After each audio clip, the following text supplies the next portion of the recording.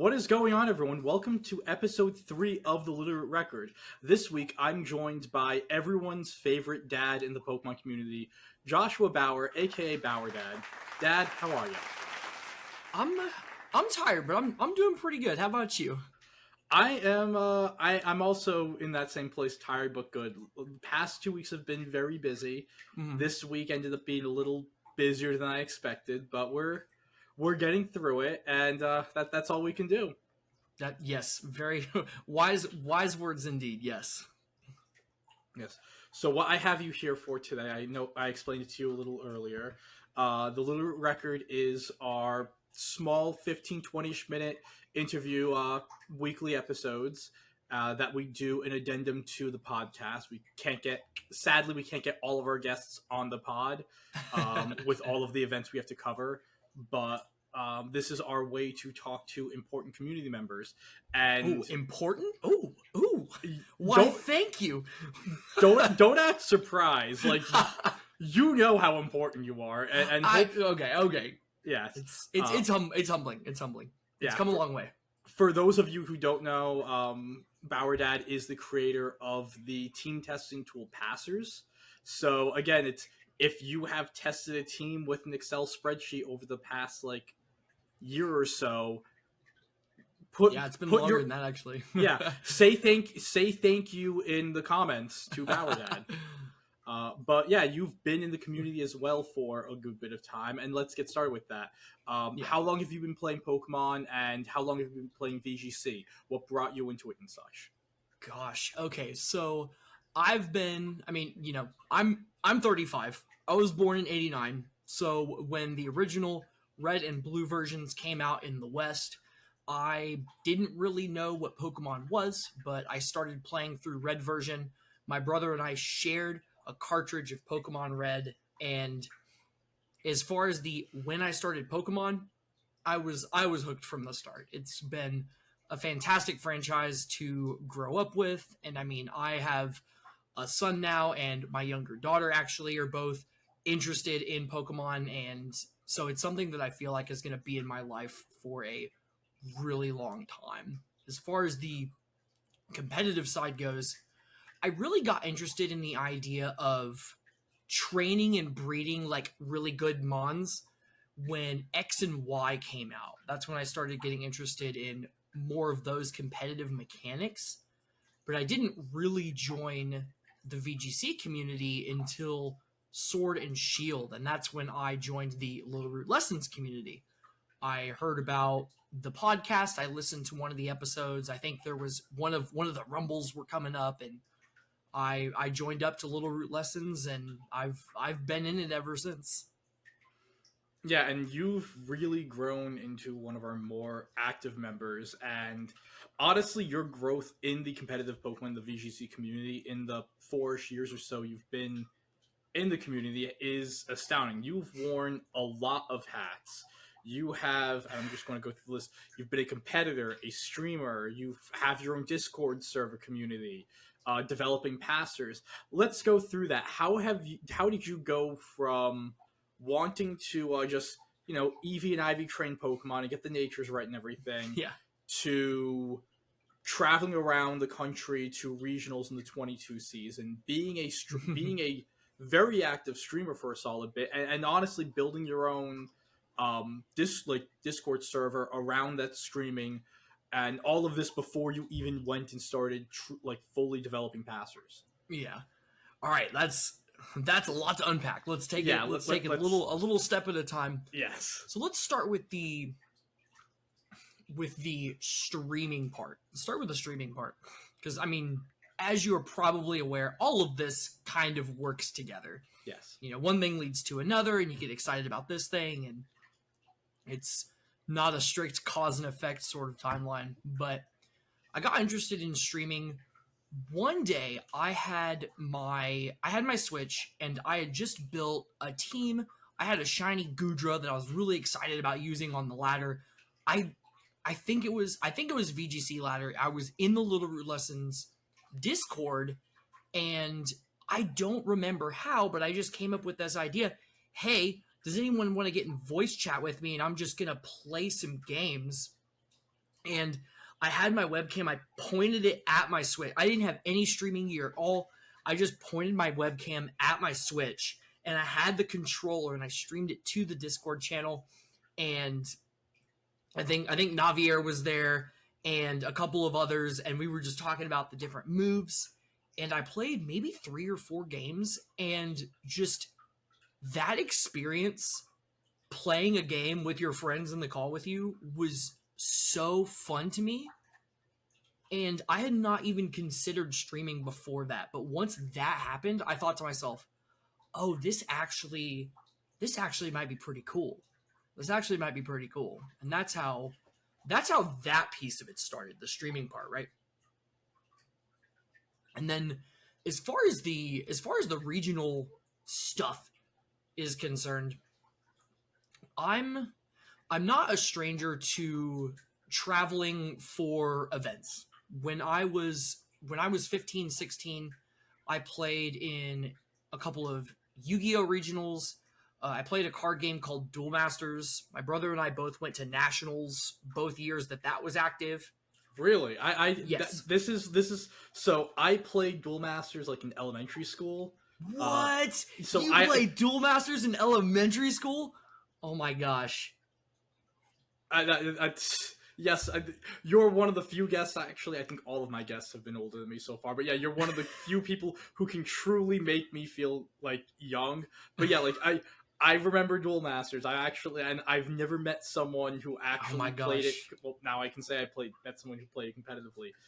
Yep. So you've been traveling for events for a while. So once you get back from COVID, various card games and Smash Brothers and all kinds of stuff. And so when the regional circuit was coming back, once COVID was dipping a bit, I was ready. I was pretty excited to give it a shot, and I went to Salt Lake City and I went to Secaucus.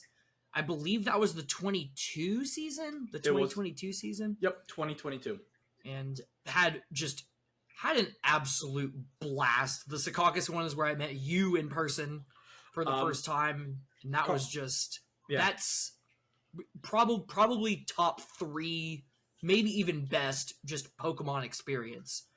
Right? I will not, when this is all said and done, I'm not going to remember what my record was in Salt Lake City. I'm not going to remember my accolades or my placements. I'm going to remember the people that I met. And just even now, I don't remember what my record was in Salt Lake City or Secaucus. I remember I went approximately even at both, but everything I did with the people sticks. And that's what's so great about playing a game like this. Yeah, we really do, and that's why I wanted to do these interviews. This entire community is for the people. This might be the first time on camera I come close to crying. Meeting you as well. I'm an emotional guy. Yeah. I remember feeling like an idiot. I didn't know what to do with my hands. Like, of course we're hugging because like we're huggers, but we're in the car and stuff, so it's all weird. We'll go. I'll send a picture of us in the car, like when I pick you up from the airport. Okay. To Carl, and he'll throw that in the at some point in this episode. Maybe right now, maybe at the end. But yeah, that was that was a highlight moment, and to just again be able to go to those events. Yeah. And from there, I think it was around. A little after the regionals that you went to. You were still doing your streaming, and that's when the Palkia Academy Discord server popped up. Yes. Okay. So yes. Yeah. Let me explain that origin story a little bit. I even as a streamer, I never really intended to make my own Discord at all. And if you're familiar with the great Adam Santos, he is absolutely a gem. Such a dear friend and a source of wisdom just in the community for me. And he just every great idea that I ever had was actually his. Like he encouraged me to do so much. And the Discord was actually his idea. And he told me, you should start your own Discord. You have your own pocket of the internet, like you're building up a community, you're building up a following, you should have your own Discord. And I am the sort of person who needs to thoroughly research everything before I get started. I'm really afraid of fumbling from the get-go, right? And he was very much the anti-Josh in that regard. He said Discords fail all the time. What's the worst that happened? You just delete it. Go start your Discord. It'll be fine. And so on his recommendation, I did it, and I invited 6 to 8 people for like a soft launch, and now we've got, let's see. I just checked. You have 295. Oh, okay. There you go. Right on. Yeah, which again, it's grown immensely. It's a very active Discord, and you've also, within wearing the Discord server owner hat, many, like, I know at Littleroot lessons. There we go. I believe in you, big guy.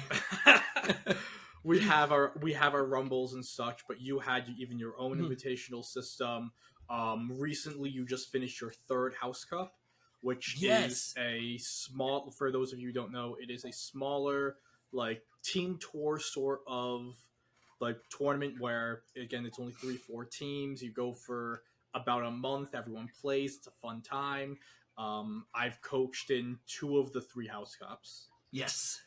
Yeah, those are a lot of fun. I wanted to make something that was just kind of a stepping stone to draft leagues. There's not really a draft phase, just the casual idea of get together with a team, play some games, gas each other up, and practice being in that sort of event without having a 8-week commitment, 10-week commitment, and then playoffs, which is cool if that's your thing, but a lot of people, I think, prefer that smaller commitment. So that's what I was seeking to do with that. You know, I as someone who's played in a few draft leagues, who's managed a few leagues outside of the house league as well, I find that what you did, it is, as you said, it's a great stepping stone. I've had a few people I've coached in, actually specifically in your House Cup. One of them, like, we have Lily, who just went and finished 6-3 at her first event in Florida, and being able to just have that relationship built with these players in the community, people that you might not even speak to as much in your community, that you end up making these bonds with, and then you see how they grow further on in the game and increase the confidence that you're able to instill in them in the first place. It's a really great thing. It's honestly been one of my favorite things to do in Pokemon VGC recently. So awesome. Yeah. Good. I'm watching you manage that has been a treat. I know I've told you this already, but for a lot of the same reasons that you echo, just being commissioner of the league, you know, I try and stay out of the way, but I mean, I can see all the house channels because I own the Discord, and just watching everyone just build each other up and have a good time and swap strategies and practice sets, just especially in your house, it was really, really cool to see. And I love being in a position to sponsor those events, to put that stuff on, just so people can do their thing, right? Yeah. So with that being said, as many as the hats you've worn, you've said it yourself, as a player and competitor, you haven't been as active recently with everything going on in your life.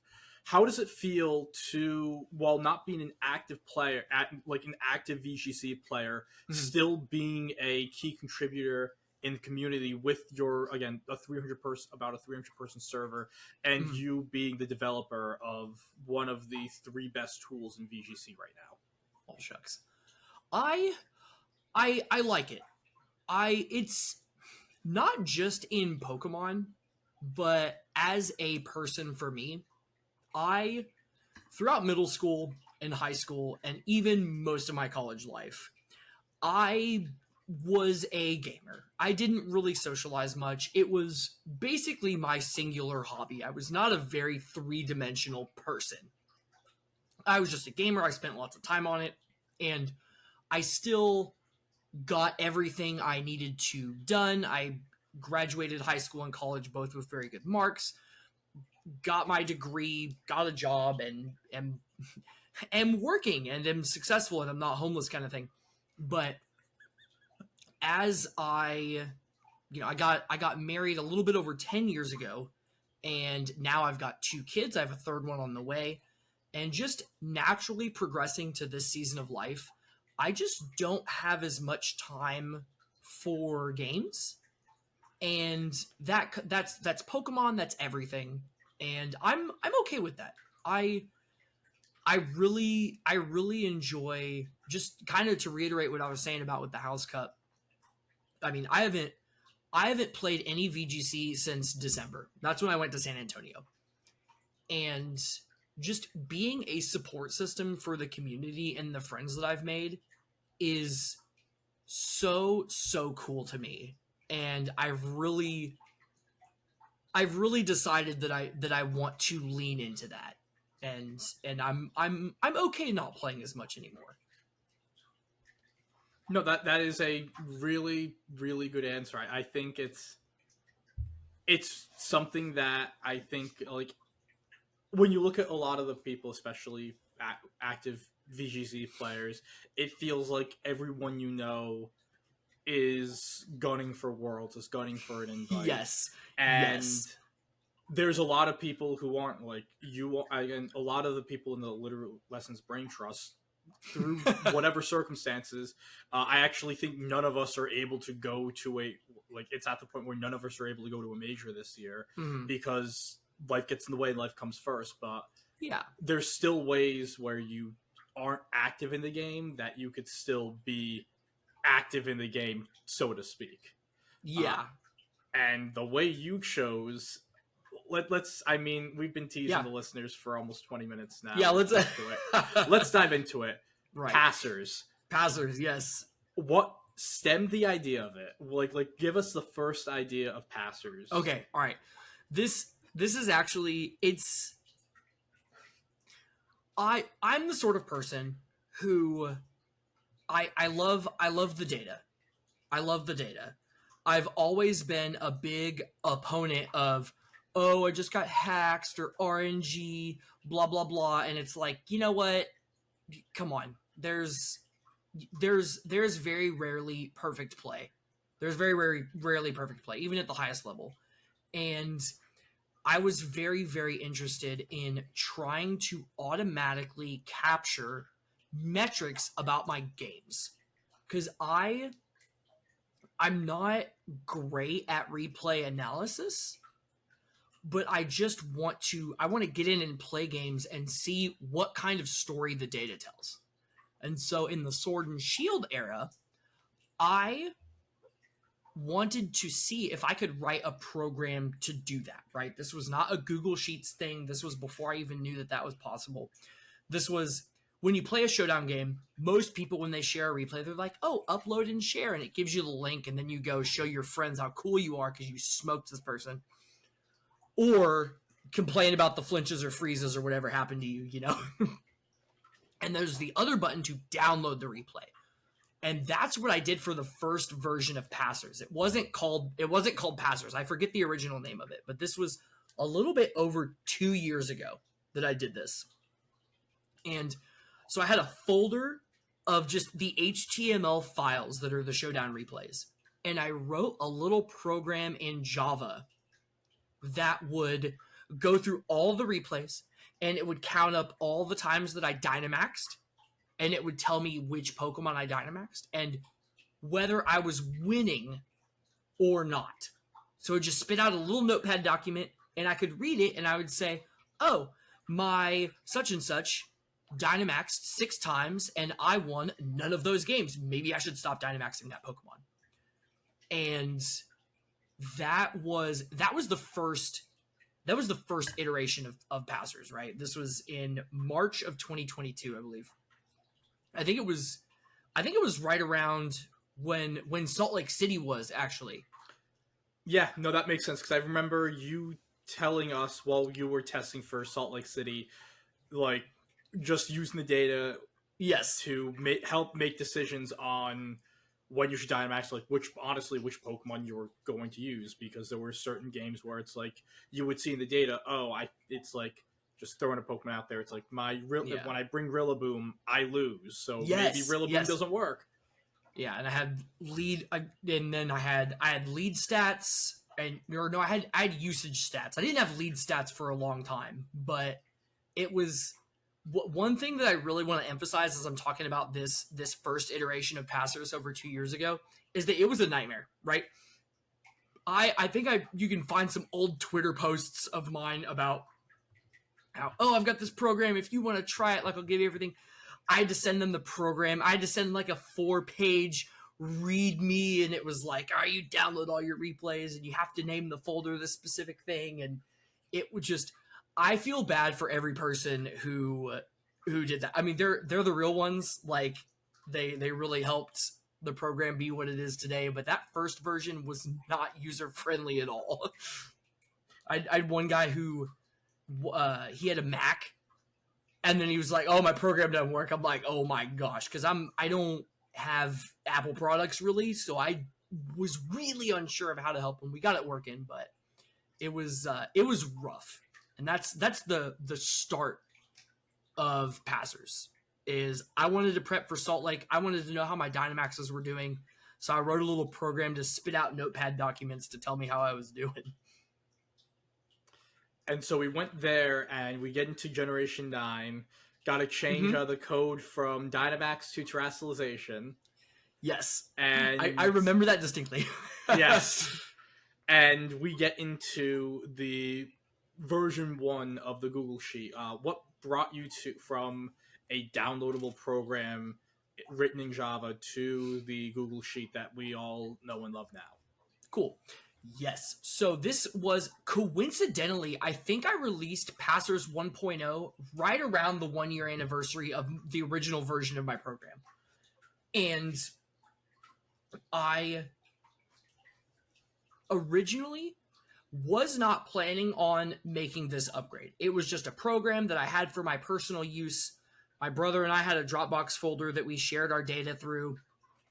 But on Twitter, I saw a post from Esther where her and Flair and one other person, please shame me in the comments because I don't.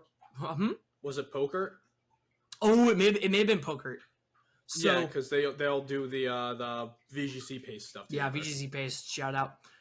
So they did a little spreadsheet that says, oh, and you would put in your replays and your name, and it would show them, it would show you your team and their team and whether or not you won.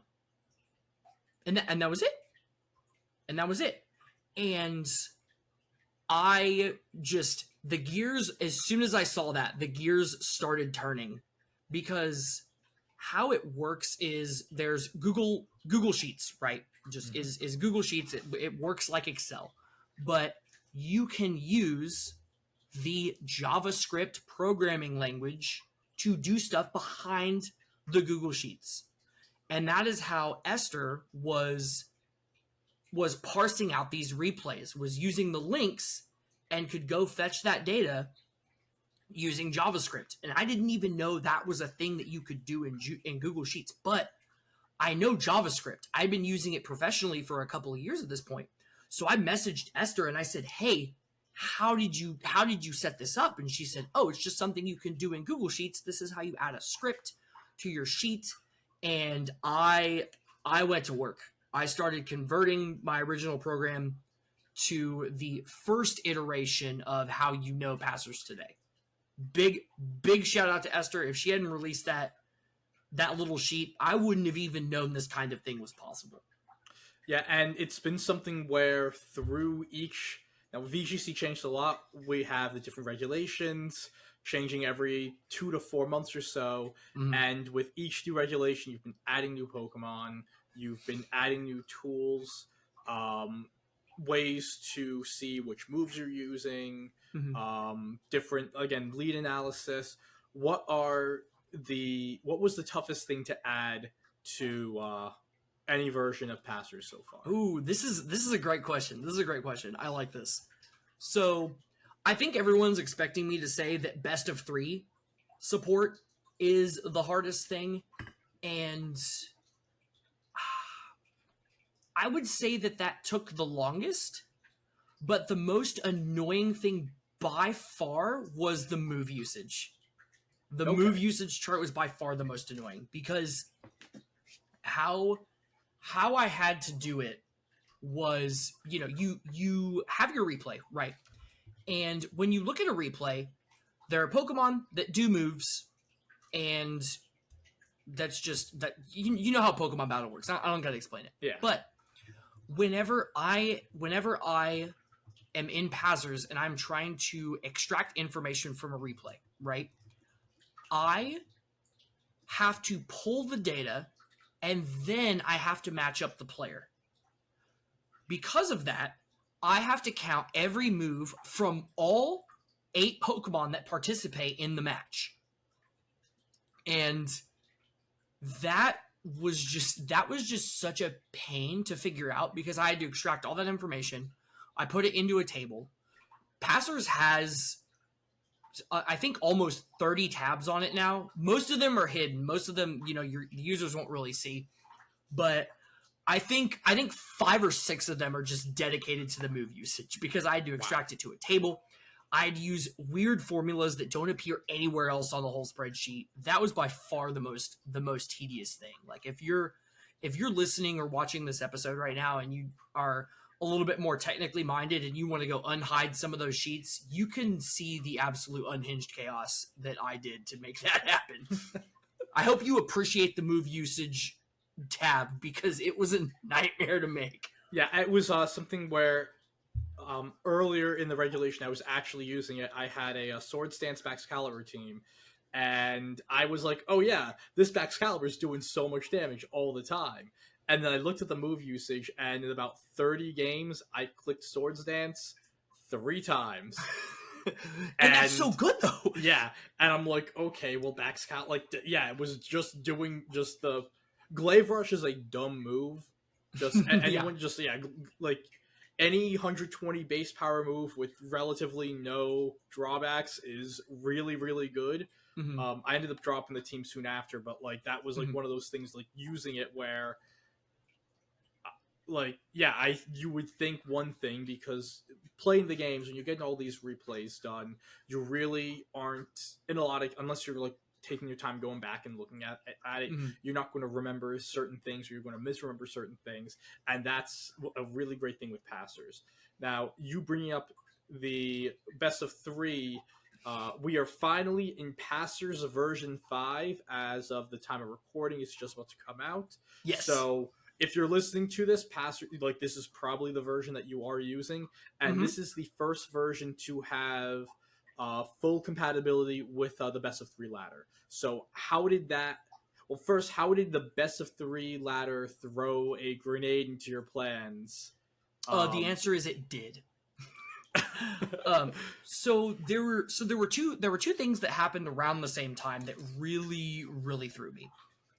The first was best of 3 ladder, and that one did not directly interfere with plans, because it was simply, there was now a ladder, and games could be played on that ladder, but the replays are still individual. So in that regard, it was more or less the same. But as soon as it happened, everyone was like, oh man, we can do best of 3 stuff. And I'm like, hold on, no, you can't. even now, the link that you have for the best of 3 room, that doesn't save the replay. Like, the data is not in there. You still have to have the 3 individual replays. So in that regard, it wasn't really different. What was different, though, is about at the same time, the Showdown staff did an overhaul of their replay format, which for your average Showdown player, it's fine. It doesn't matter. They cleaned stuff up a bit. It was nice. For me, that was a nightmare, because all of a sudden, no version of Pazzers worked at all. Like, I think I think this was when I was switching to 4.0. Yeah, it was. Yeah, I think it was around that point because I remember you, in so many words, freaking out. Oh yeah, freaking out because it wasn't like, oh, I need to make a new version to keep up with what's going on. No, like they migrated all the stuff and then everything before it was bricked. Like none of it, you couldn't even open an old version and have it work because the links to access the replays, they were in different formatting. And Passers, 3.6, I think, and prior, would they didn't work. So best of 3 didn't really throw wrenches at me until I really tried to make it work, which is right now 5.0. But the replay format change, that was brutal. I was scrambling to get something out that worked. Yeah, no, with yeah, so we have the 5.0 now, Yes. and with that, like, again, you still have to get the replays the same exact way and put them in. Yes, you do. How do you think that the 5.0 though is going to change how people use passers? Do you think it's going to be the same as we've been able to? Is there going to be a newer way or a different way we can review the data? Is there anything that isn't best of 3 related added as well? So yes, one of the most important things about the best of 3 information is just namely people play Pokemon different ways and people practice Pokemon in different ways, even in VGC. I mean, there was even a brief period of time where people were like, no, actually, best of 1 CTS is the best way to practice. I think those people are weird, but I still love you. More power to you. But people play that way. People play in. I've heard lots of users, they play in tournaments and they mark their showdown replays in passers, and that's how they analyze. Some people do a mix of best of 1, best of 3. When I was preparing for San Antonio, that was me. I did best of 1s when I just wanted some quick repetition, and when I was ready to focus in on games, I would do more matches.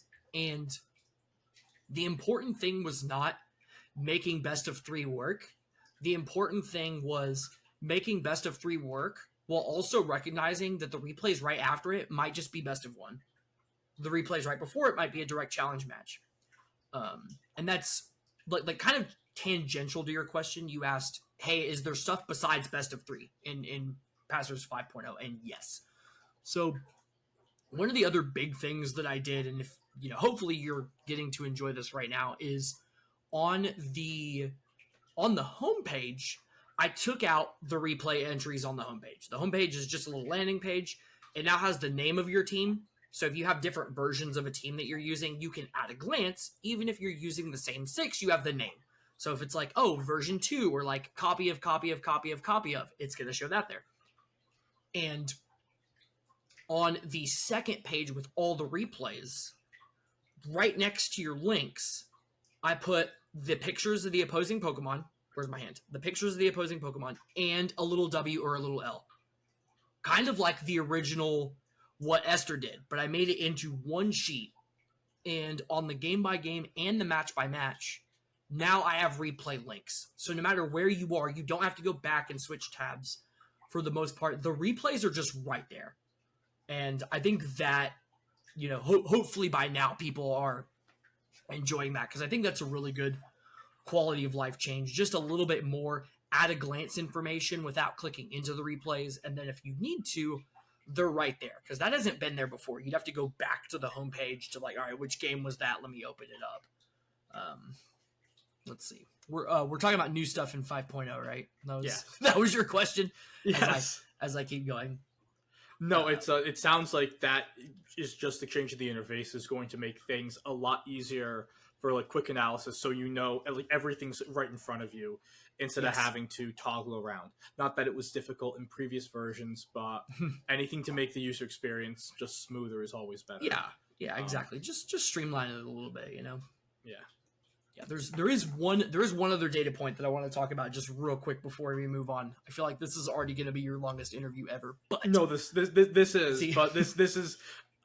I think this has also been the least rough of mine. This has been really good. My wife is gonna watch this and be like, "Boy, you can talk, honey." Anywho, one data point that I'm really excited about in 5.0 is I am measuring the attendance rate. And you may be wondering, what's the attendance rate? So in Pazzers, you can already see which Pokemon you are winning against, which Pokemon you are losing against. You can choose your matchups and see, okay, how often am I playing against this Pokemon? How often are they beating me? Now, the attendance rate seeks to answer the question of, if my opponent has Incineroar, for example, how often are they bringing Incineroar against me? If Incineroar is in their 6, how often are they choosing it to be part of their 4? It seeks to answer the question, how are my opponents viewing my team? Because if I put King Gambit on my team as a method to deter Incineroar, and then Incineroar still has a 90% attendance rate, clearly my opponents are not seeing the King Gambit and being like, oh, I can't pick Incineroar. They're still picking Incineroar because he's busted, right? He's great. Doesn't matter. One of the, in testing, I found that the attendance rate of just one of the replay batches that I had, the attendance rate of Chim Pao was like 13%. And I thought that was so weird that against this particular team, people who own Chim Pao are not bringing it against this person. And I think those data points are going to open up new ways of looking at your team, because everything else has just been strictly data driven by what is happening in your games. And this is data driven based on what is happening at team selection. And if you are making choices, or if it allows you to get in the heads of your opponents a little bit better. You can get a sense of the choices that they're making at team select into your team. Yeah, and I think that would actually be really useful in testing a team. One of the things that you might not realize is that your team might just have a glaring weakness where there's a specific Pokemon that just has an amazing matchup into your team that you weren't thinking of in the building process. Like in the testing batch data that you've put, I don't know if it was in one of our group chats or in your server, but it was Chiyu came in, like, I think it was 100%, like, I think it was every single Chiyu time was 100% attendance, yeah. And that you could look at those matches and say, okay, Chiyu came 100% of the time. How did I do against Chiyu? And maybe you could see, oh, I went 1-5. Maybe my team has a Chiyu issue. And it could be a way for a user to find like that, the weak link in their team that just doing a glance at the team isn't going to get. Yeah. The data always tells the story. It always tells a story. Just gotta read into it and focus in and go back and watch the replays if necessary. And that's just what I'm hoping to do with this in general. Just get as much information about the game into a consumable format so people can see, so they can find those stories, right? What's happening with my team and why. Exactly. So, a thing I've been doing to finish off every single interview, I've been asking everyone the same question. Okay. What is your favorite thing to cook? My favorite thing to cook? Okay. My favorite thing to cook is something that I affectionately refer to as expert chicken. Okay. Now, my wife is definitely the chef of the family. She's just excellent. She's a baker, she's a cook, she does all kinds of that stuff. She makes delicious food in and out. This chicken is the one thing that I can make. And I don't remember how it came to this, but it's chicken breast that's hammered and salted, dipped in flour, dipped in egg, dipped in Italian breadcrumbs, fried in oil on both sides for a few minutes. And the first time we had it, Brittany made it. And we all had it, and I was enjoying it because it's very delicious. And when I was eating it, I said, this is so much better than regular chicken, right? This is expert chicken. And that nickname kind of stuck. And then the second time, I forget what the circumstance was, but Brittany asked me, hey, can you make this chicken? And I said, maybe just let me see the recipe, and I did it that time, and it turned out great, and so I was excited to make it again the next time. And she's never made it outside that first time. That is now the thing that I make, and I can do it without the recipe now. Do it straight through, turns out great every time, and I love eating it. So my answer to your question is the expert chicken. Well, thank you for answering that. Thank you for joining us. This was an extra long episode, and honestly, I think this is definitely a must. I mean, all of our content's must watch, but I think Of course. this is definitely a must watch. Thank you so much. Because of your involvement in our community and in the VGC community as a whole. Before we hop off, are there any shout outs you want to give?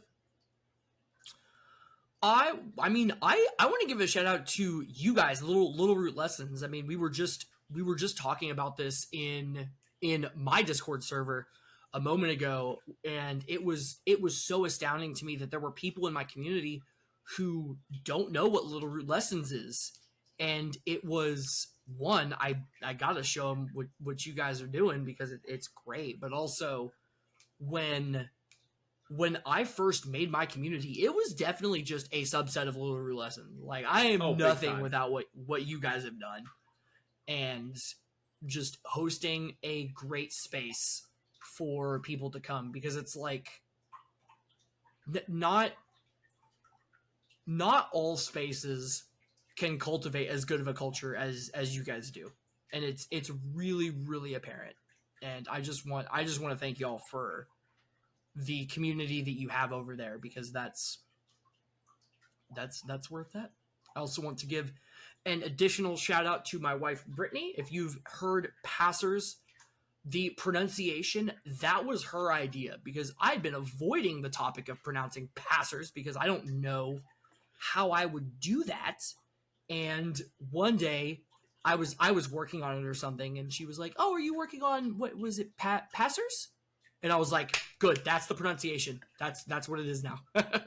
So shout outs to Brittany. Shout outs to Littleroot Lessons. I love you guys. We love you too, Dad. And as if you want to see more of Dad, more of us, you can join us at our Discord, the Littleroot Lessons Discord. Mm-hmm. You can find all of our content on YouTube, our weekly Monday podcasts on all podcasting services, Apple Podcasts, Spotify, again, on our YouTube channel as well. You can tweet us at LR Lessons. You can support us on our Patreon, or support us and be a Discord supporter. Yes, exactly. Give us money so we can pay people for our invitational events and do more fun tournaments and prizes and such.